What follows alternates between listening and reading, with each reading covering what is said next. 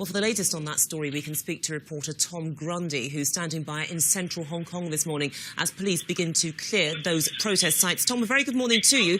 What is happening, and has that main protest camp been removed, or is the clearance still going on? Well, it's a very big job, and I'm in what remains of the main Admiralty Occupy site right now, as around 7,000 police officers in two shifts have surrounded the site and are slowly edging their way into the main area here. They've come up from the east towards the legislature and from the west, from central to the PLA headquarters. Many protesters still hanging around, having been warned to leave and given half an hour to do so. Some of those say that they will await until the police confront them and leave. Others have said that they will await arrest, including one of the student leaders who I've seen, along with some of the Penn Democratic legislators. How would you describe the mood at the moment? It's eerily quiet and calm, and despite C.Y. Leung, the city's chief executive, predicting that there would be a furious resistance, we've seen little of the sort thus far.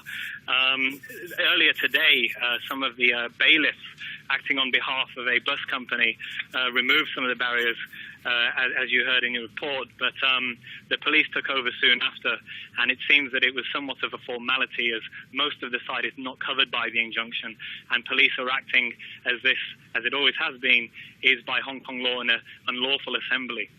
Have the authorities been able to say when these streets are likely to be completely cleared of these protesters? Well, this is a pretty large 10-lane highway, and behind the police lines, where the press don't have access, there are some trucks and a huge team of people who are cleaning up all of the debris, the tents, and all the barricades which have been left behind as protesters have left. Right here, just last night, there were tens of thousands who'd gathered for what was the last evening here at the main site. What is likely to happen to the main student protest leaders? Could any of them be arrested perhaps at a later juncture, or are they likely to walk free from this? Well, some of them are on bail now, and so they've kept away from some of the protest sites and front lines. But there are other quite high-profile figures within the Occupy movement who've been arrested, such as the leader of Civic Passion, quite a radical group, and Student Front, another radical group. These figures were arrested at or near their homes this morning. So we may see some flood of legal cases, as well from businesses who are attempting perhaps to recoup losses caused by the occupations. And there's been 40 cases filed at the small claims court already. So we may see an aftermath for many weeks. Sure, so a legally protracted situation, but when we take the overall picture, the students themselves may not have got what they wanted, but the issues they've raised will not go away. So how are the authorities likely to deal with these going forward? Well, there are signs everywhere saying we will be back, and it seems that these are likely the birth pangs as opposed to the death knell of a renewed democracy movement in Hong Kong. The original conveners who attempted to hand themselves into police last week, promised an era of disobedience, civil disobedience. So we may see more occupations and similar wildcat actions over the coming months.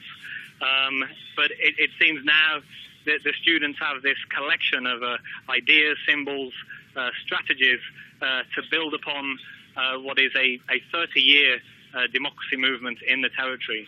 Sure, and it's happened during the watch of the chief executive C.Y. Leung. So what's going to happen to him in the future? Well, he's very unpopular for a lot of Hong Kongers. His approval ratings, along with the approval ratings of the police, are at an all-time low. It's unclear if he will stand for elections in 2017. Of course, people are complaining that although Beijing has a plan for one person, one vote, they will pre-approve just 2 or 3 candidates, hence these protests. But I would think it very unlikely that Mr. Leung will stand again. The next step is a vote in the legislature on whether this plan from Beijing will be approved or not. And many of the pan-democrats within Legico have said that they will veto it.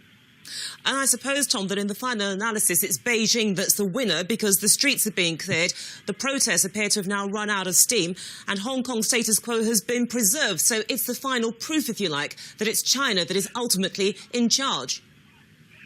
Yes, there were reports from the New York Times a few weeks ago that China is very much keeping a close eye on things, and the student leaders just last night admitted that as far as their demands for CY Leung to step down, the constitutional reform process to be restarted, they have very much lost. But certainly in, as they say, exposing the illegitimacy of the local and national governments and bringing the fight for democracy to the international forefront, one could say they've succeeded in other ways. OK, Tom Grundy, we'll leave it there, but thank you so much for your analysis and stay safe.